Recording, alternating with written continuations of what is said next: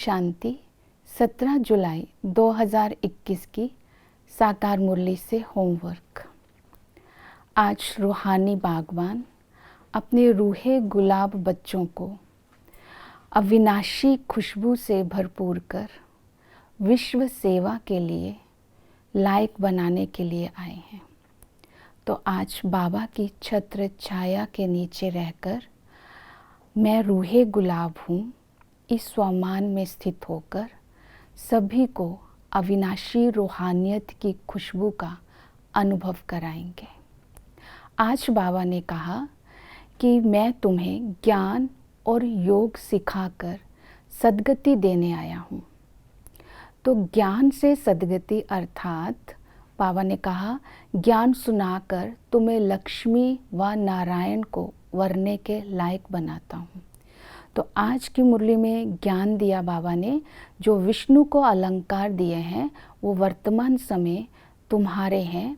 तो आज उन अलंकारों को स्मृति में रखकर उनका अनुभव करेंगे। दूसरा बाबा ने बताया कि इस समय ही तुम लक्ष्मी को वरने लायक बनते हो, तो नारद की कहानी भी तुम्हारे ऊपर है। फिर तुमने ही सृष्टि का चक्र लगाया है, तो इस सृष्टि चक्र को फिराने से तुम चक्रवर्ती राजा बनते हो। मीन्स इस ज्ञान की स्मृति दिलाते हैं, हमें तीसरा नेत्र देते हैं जिससे हमारी ज्योत आत्मा की जग जाती है। तब हम भविष्य को स्मृति में लाएं कि सतयुग में देवी देवताओं का धर्म था, बहुत अच्छे संस्कार थे, देवता सर्वगुण संपन्न थे। तो उन स्मृतियों को लाते ही आत्मा के अंदर आदि और अनादि गुण आने से कर्म श्रेष्ठ होंगे, जिसके आधार पर सद्गति होगी।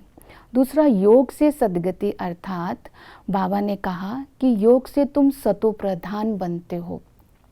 सतो प्रधान बनने के लिए फिर बाबा ने साथ साथ हमें ये भी बताया कि तुम अब और संग छोड़कर एक बाप संग जोड़ो।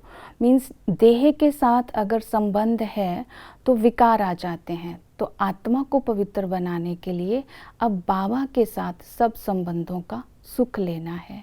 फिर बाबा ने सद्गति का अर्थात सतयुग के देवता ही श्रेष्ठ संस्कार अपने अंदर लाने के लिए इस संस्कार को इस समय छोड़ना है, मांगने का और कृपा का, कि कृपा करो, अभी मदद करो। बाबा ने कहा मैं अभी मदद करता हूँ लेकिन पुरुषार्थ तुम्हें करना है, कृपा नहीं करता हूँ, तुम्हारी मदद करता हूँ, तुम्हें डायरेक्शन देना ही कृपा है।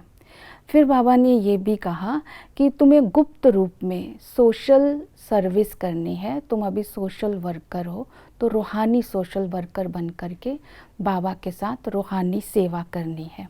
तो धारणा के लिए आज ये भी बाबा ने बताया कि गृहस्थ व्यवहार में रहते तुम्हें कमल फूल समान बनना है।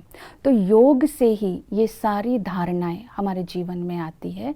तो हमें शुद्ध भोजन खाना है और पवित्र खान पान का परहेज रखना है। ये सारी बातें योग से ही आएंगी। तो ज्ञान और योग से इस तरह हमारी सद्गति होगी। तो इन बातों को आज की मुरली से हम धारणा में लेंगे। ओम शांति।